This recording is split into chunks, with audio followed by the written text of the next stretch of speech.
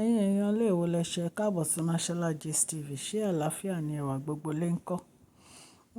Ó lágbára o. Ìta túgbọ̀ yìí tún lágbára o. A sọ gist kan fún yín nípa ìwà tí àǹtí wa wò ní Royal Mansion nígbà tí wọ́n return frame picture Queen Naomi èyí tí wọ́n ti gbé kúrò nínú ààfin.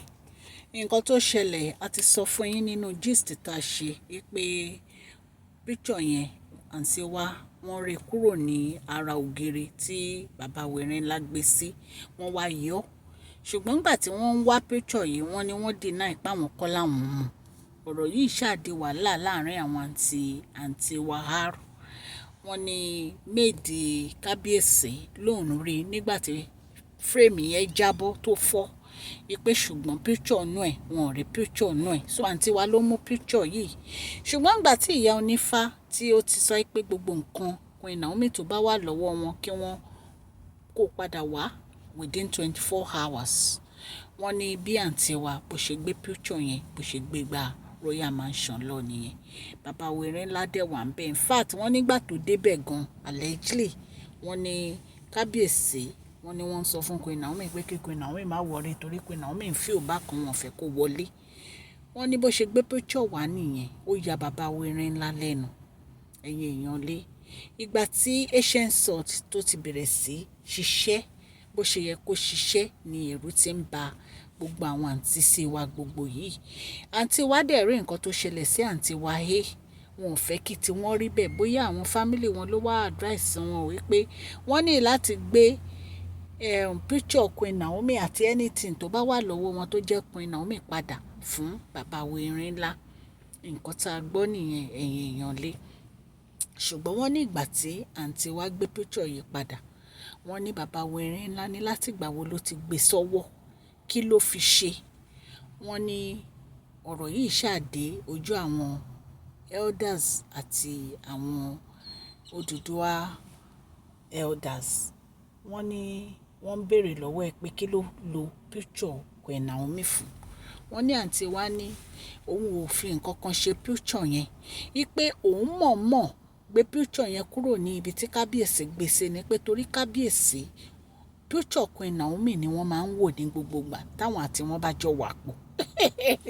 Ẹ̀yin èèyàn lé ẹ̀rí pé nǹkan ń ṣẹlẹ̀.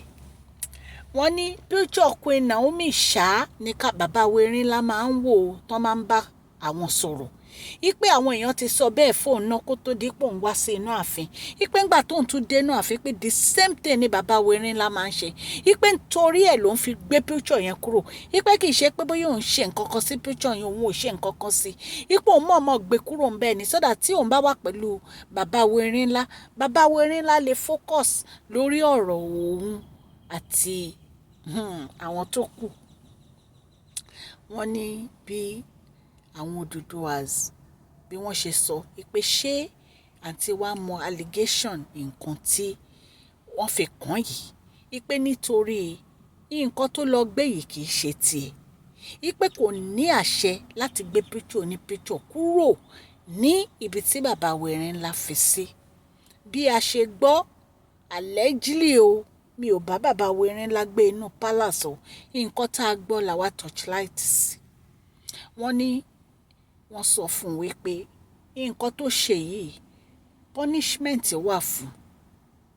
Wọ́n ní punishment wà fún ẹ̀ṣẹ̀ tó ṣẹ̀ yìí pé because kì í ṣe ẹ̀ṣẹ̀ tó jẹ́ pé àwọn lè fi ojú parẹ́ rárá. Ipe kò dẹ̀ ṣe replace kò ṣe feelings yẹn kò ṣe yọ kúrò. Wọ́n ní feelings yẹn kò ṣe yọ kúrò.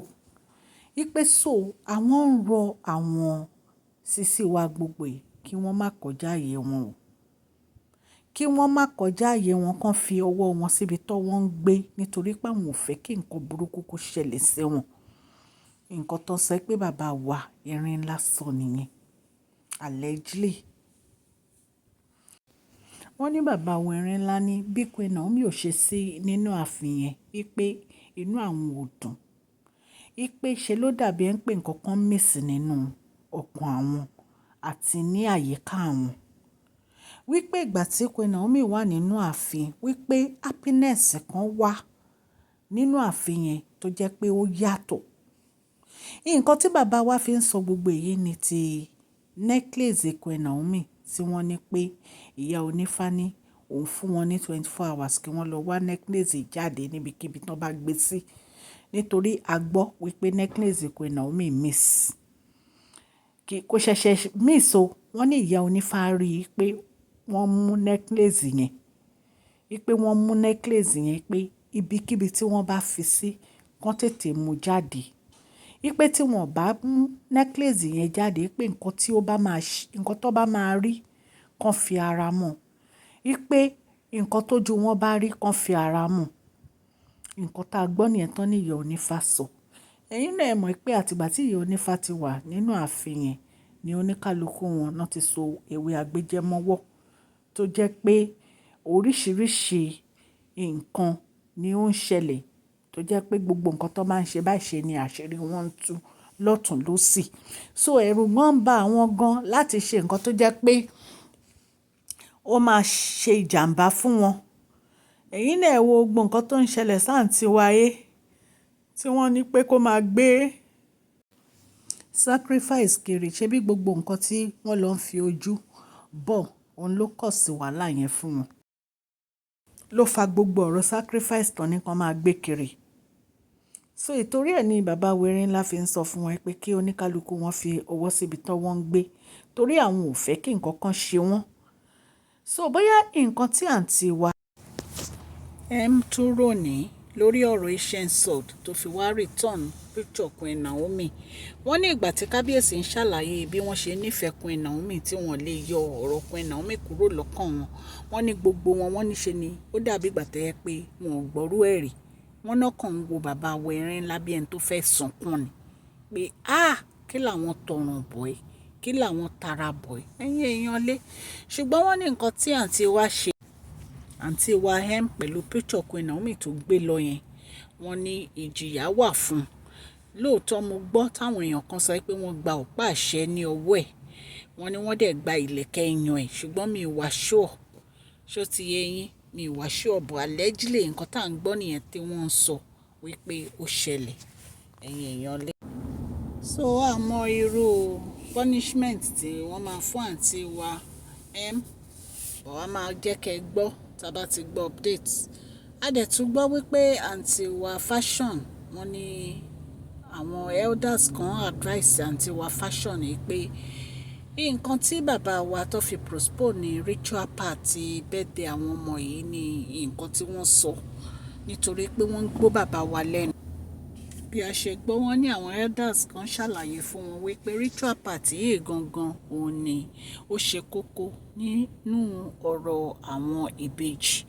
Wípé tí wọ́n bá ṣe ritual yìí fáwọn ìbejì pé tó bá di ọjọ́ iwájú ó máa ń lẹ́yìn. So àwọn nǹkan tá a gbọ́ ní ẹ̀yin èèyàn lé tí wọ́n ló ṣẹlẹ̀.